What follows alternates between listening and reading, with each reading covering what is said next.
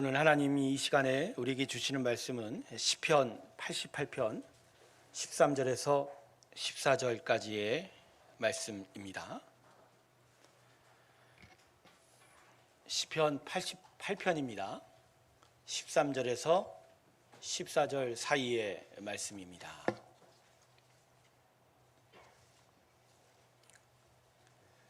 찾으셨으면 제가 읽겠습니다. 여호와여, 오직 내가 주께 부르짖었사오니 아침에 나의 기도가 주의 앞에 이르리이다. 여호와여, 어찌하여 나의 영혼을 버리시며 어찌하여 주의 얼굴을 내게서 숨기시나이까. 아멘. 우리 하나님께 영광의 박수 올려드리겠습니다. 아멘. 1부 예배 끝나고 이 4층 테라스에 천국의 잔치가 열릴 것 같았습니다.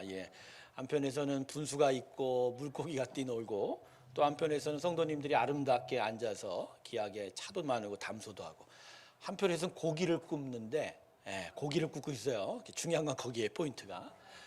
근데 많은 성도들이 정말 기쁘게 웃고 떠들고 하시는 모습이 너무 좋았습니다. 그래서 우리 교회가 정말 천국 같았으면, 이와 같은 천국의 기쁨이 계속됐으면. 할렐루야.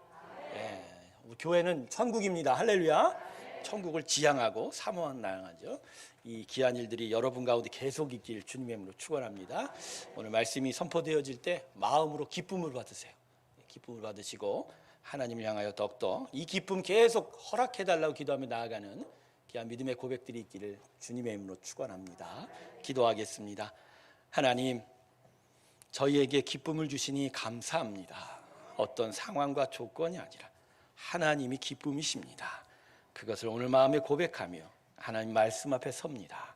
말씀 앞에 선 아버지, 당신의 자녀된 하나님의 종들을 축복하여 주시옵시고 귀한 은혜를 허락하여 주시옵소서. 예수님의 이름으로 기도드립니다. 아멘.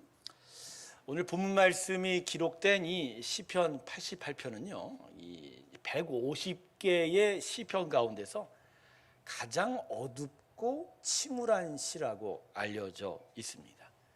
1절부터 계속 읽어 내려가면 마치 예수님이 십자가 위에 고난받아 죽은 그때의 그 심정과 마음을 바로 이 시인이 담은 것처럼 여겨집니다.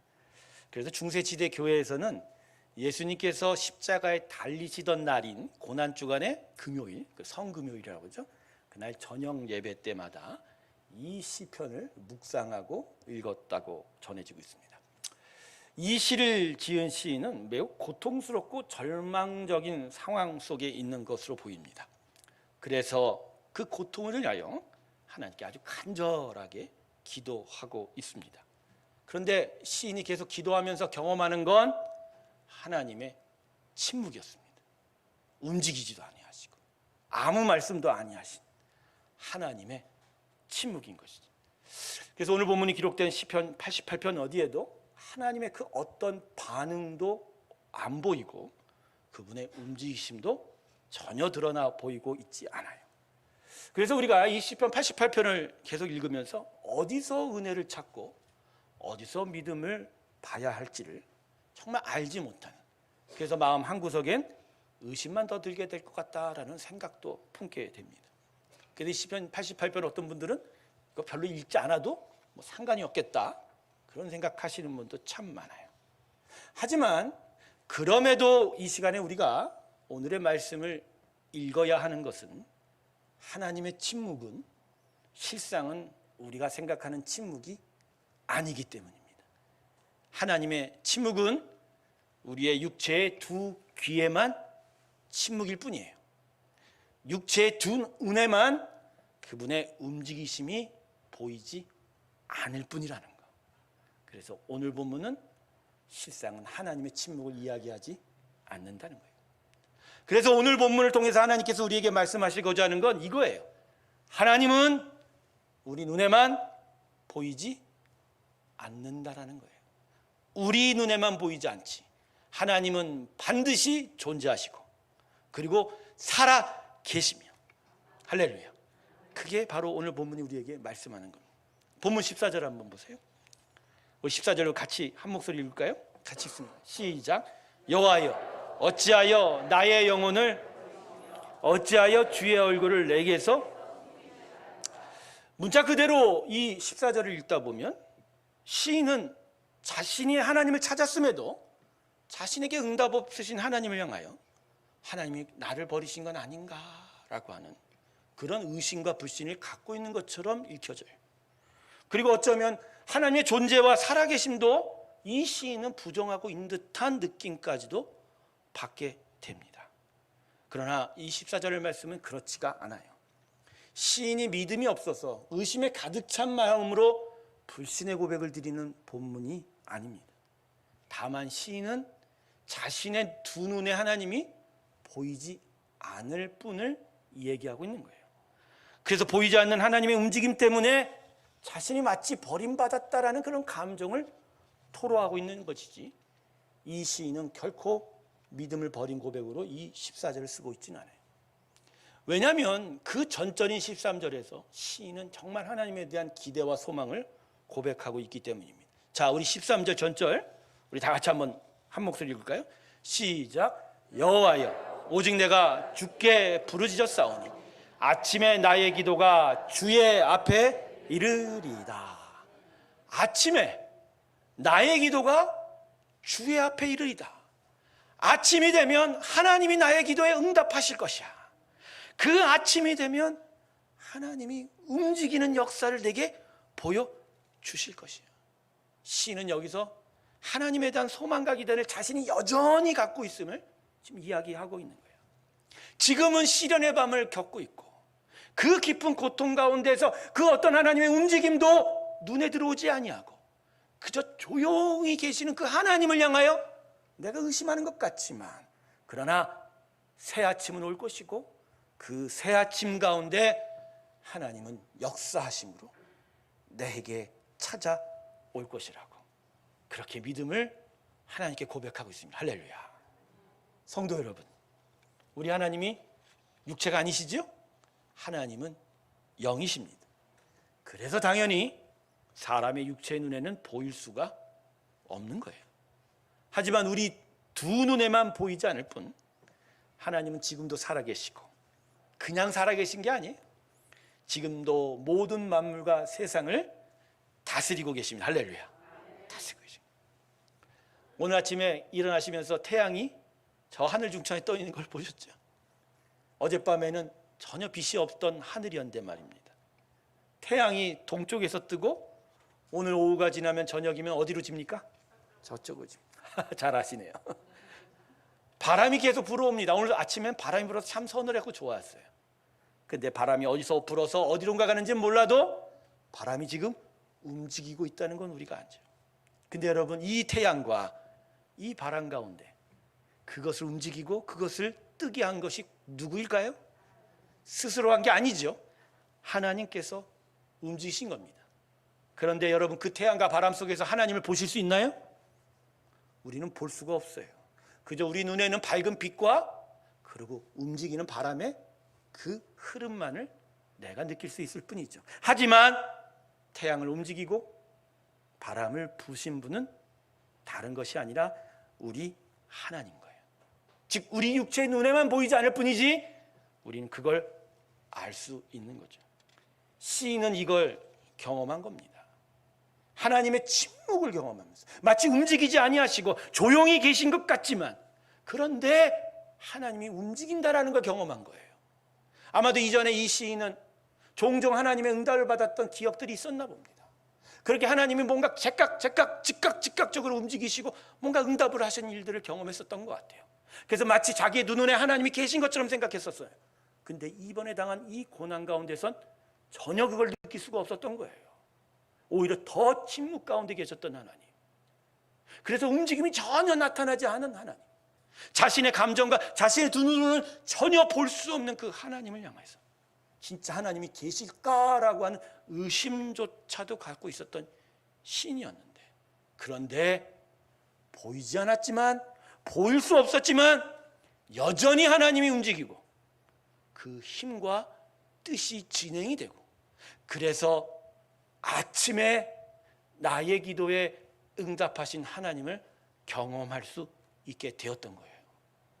그래서 오늘 말씀은 문자로 드러난 것과는 달리 오히려 새로운 은혜를 줍니다. 어둡고 침울한 것 같지만 오히려 이 말씀은 우리에게 참된 기쁨을 줍니다. 할렐루야. 보이지 않으나 반드시 살아계신 하나님, 볼 수 없으나 반드시 역사하시는 하나님, 그래서 침묵하시는 것처럼 보이나 끝내는 우리로 하여금 이기게 하신 그 하나님이 오늘 본문 속에 숨겨진 새로운 하나님에 대한 은혜입니다. 할렐루야.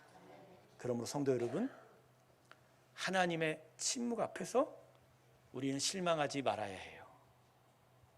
하나님이 조용하시다고, 하나님이 안 움직이는 것 같다고 해서 우리는 실망하지 말아야 합니다. 하나님은 우리 눈에는 숨는 방식으로 움직이시고 일하시고 끝내 이루십니다. 할렐루야.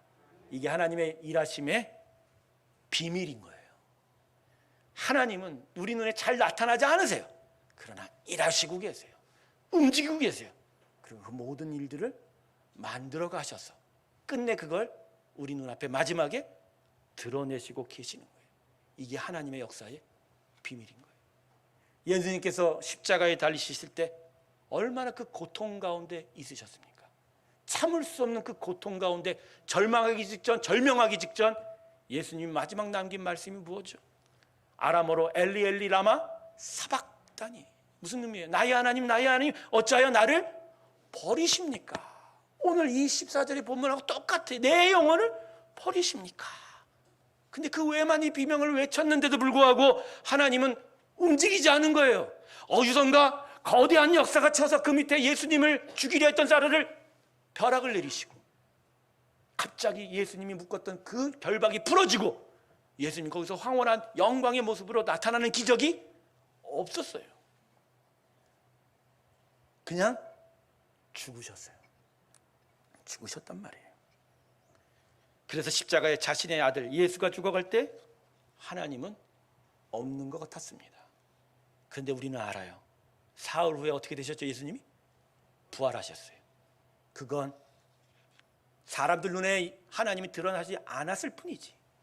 예수님이 죽어가는 그 순간에도 하나님은 오히려 죽음 너머의 부활을 준비하고 계셨습니다. 침묵하시는 것 같고 움직이지 않은 것 같지만 하나님은 아들의 부활을 이미 준비하셨고 사망 권세를 깨뜨려 가셨고 끝내 온전한 승리를 이루어 주셨습니다. 할렐루야. 하나님은 그렇게 역사하시는 거예요. 다 무너질 것 같고 다 엎어질 것 같은 그 상황 속에 오히려 하나님은 보이지 아니하시나 움직이고 역사하셔서 마지막에 역전의 승리를 이루어내시는 분.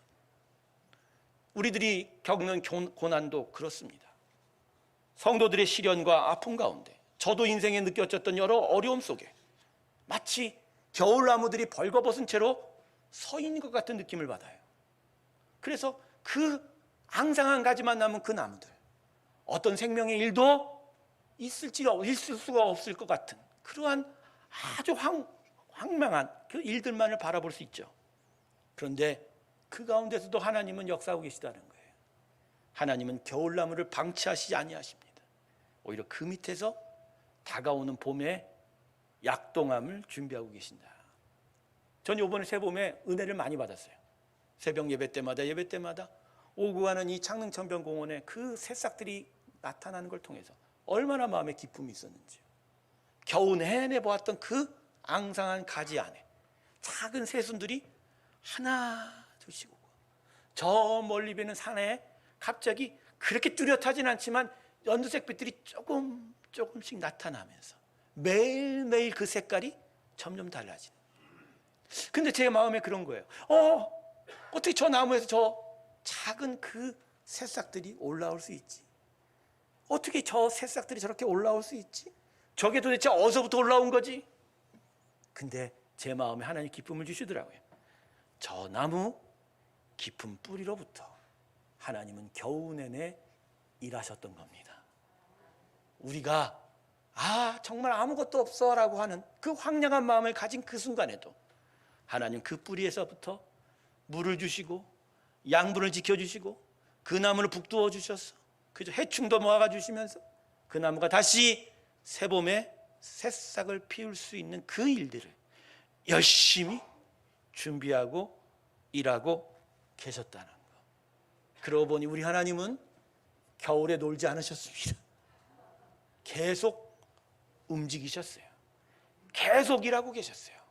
그분이야말로 정말 살아계신 하나님입니다. 할렐루야. 그래서 여러분, 우리는 시편 이 본문의 13절의 고백을 다시 마음에 새겨야 합니다. 아침에 나의 기도가 주의 앞에 이르리이다. 비록 내가 극심한 고통과 시련 가운데 있을지라도 그 밤이 빨리 지나가지 않는 것 같이 보여도, 그래서 기도하고 간구했는데 하나님은 움직이지 않으시는 것 같고 조용히 계신 것 같아도 끝내 하나님은 아침이 오면 놀라운 새싹의 생명과 같이 우리에게 찾아오실 것이라고. 사망 후에 사흘 만에 부활시키셨던 하나님의 예수의 승리가 여전히 우리 가운데도 임하여 줄 거라고. 다 무너지고 다 멸망할 것 같지만 끝내 하나님은 우리 안에 새로운 일을 결국 이루어내신다. 할렐루야. 성도 여러분, 하나님께서는요 이 세상과 만물을 다스리고 계십니다. 근데 항상 다스리고 계세요. 이따금씩이 아니에요. 언제나 항상 계속 일하고 계시다는 거예요. 하나님은 정말 일하시는 분이세요. 멈춰 선 적이 없어요. 만드시고 그 창조된 피조물들이 이 땅에 번성하기를, 그래서 정말 온전한 축복과 기쁨을 받기를 위해서 계속적으로 일하셨던 분이 바로 우리 하나님. 근데 이 일하신 하나님이, 만물을 다스리는 하나님이 우리에게 더더욱 좋은 건 바로 자녀 삼은 우리를 위해서 더더욱 오늘도 역사하시는 하나님입니다. 할렐루야. 성도 여러분, 우리 예배 가운데 하나님의 영이 임한 줄로 믿습니다. 거기서는 앉은 자리는 저만 보이죠? 이 자리에 올라와 보세요. 여러분 위에 하나님의 천사들과 하나님의 영이 가득한 걸 느낄 수 있습니다. 그 역사가 우리 가운데 들어와 있는 거예요. 저는요 하나님의 일하심의 비밀을요 여리고성의 무너짐을 통해서 깨달았습니다. 여러분, 여호수아와 이스라엘 백성이 요단강을 건너 처음 공격했던 여리고성 말입니다. 칼과 창이 없었어요. 그저 하루에 한 바퀴씩 6일 동안 돌았고, 마지막 날에는 몇 바퀴 돌았죠? 7바퀴 돌았어요. 다 돈 후에 그들은 한 목소리로 무엇을 했습니까? 함성을 질렀어요. 그 순간 여리고성이, 근데 여러분, 함성 소리에 여리고성이 무너진 건가요? 함성 소리에 여리고성이 무너진 건가요? 그들이 그 성을 돌았기에 여리고성이 무너진 건가요? 절대 그렇지 않아요. 최종 결과가 그렇게 드러났을 뿐인 거예요. 하나님은 그 백성이 7일 동안 성벽을 돌 때마다 그분의 오른손으로 그 성벽 그 깊은 곳을 만지고 계셨던 거예요. 흔드시고 계신 거예요. 흔드시고 계속 무너뜨릴 준비를 하고 계셨어요. 그리고 다 그렇게 일하시다가 마지막 날 그 놀라운 결과만을 그들의 함성 소리에 그들의 눈에 보여주신 것이다. 할렐루야. 이게 하나님의 일하심의 비밀인 거예요. 움직이지 않는 것 같고 조용히 계신 것 같지만 그러나 계속하여 일하시는 하나님. 그래서 끝내 마지막에 세상에 드러내신 하나님. 할렐루야. 십자가가 바로 그 증거예요. 다 무너진 것 같고 다 물거품이 된 것 같죠. 모든 제자들이 다 뿔뿔이 흩어지고 세상 모든 사람들이 다 조롱했던 그 십자가. 그런데 그 십자가가 결국 어떻게 됐어요? 사흘 만에 다시 하나님의 역사의 현장이 됐습니다. 생명의 역사가 결국 마지막에 드러나게 되었다. 그래서 하나님의 일하심의 비밀이 두 가지예요. 여러분 기억하세요. 보이지 않을 뿐 계속 일하시는 하나님. 할렐루야. 두 번째는 마지막에 결국은 세상에 드러내신다. 그러므로 하나님 성도들은 이 하나님의 일하심의 비밀 앞에 두 가지의 마음으로 서야 합니다.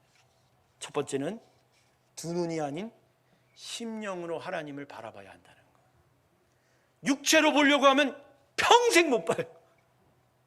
내 감정으로 보려고 하면 보다가도 아예 멀어지는 게 하나님이십니다. 그러나 성도는 영의 눈이 열린 자들이에요. 죽어가던 그 영혼이 다시 살림을 받으면서 이 안에 성령이 임하고 성령을 통해서 하나님을 볼 수 있게 된 거예요. 그러기에 여러분, 육체의 두 눈과 감정이 아니라, 머리가 아니라 뭐로 봐야 된다고요? 영으로 보는 거예요. 심령으로 보는 거예요. 심령에서 성령의 도움을 의지하여 하나님을 보면 그 하나님이 지금도 일하시는 걸 볼 수 있어요. 저는 봅니다. 하나님이 여러분의 심령과 여러분의 인생과 여러분의 교회 가운데 함께 하시고 지금도 일하고 계시는 거예요. 밀어주고 계시고 끌어주고 계시고 도와주고 계시고 채워주고 계시고 살아서 역사하며 당신의 영광을 드러낼 준비를 하고 계신다.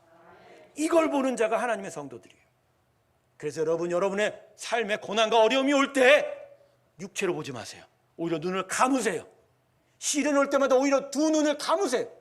그리고 마음을 열어 영으로 하나님을 바라보십시오. 그분이요, 놀랍게도 내가 어렵고 힘들 때 더더욱 일하시고 계심을 봅니다. 할렐루야.